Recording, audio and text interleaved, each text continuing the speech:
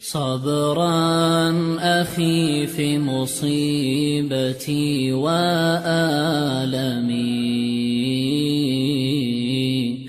لا بد بعد الصبر من تمكيني. ولنا بيوسف أسوة في صبره، وقد ارتمى في السجن بضع سنين. هون عليك الأمر لا تعبأ به، إن الصعاب تهون بالتهوين.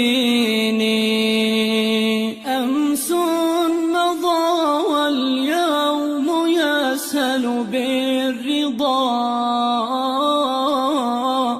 وعلى الله اتكل وهو المعين. لا تيأسن من الزمان وأهله،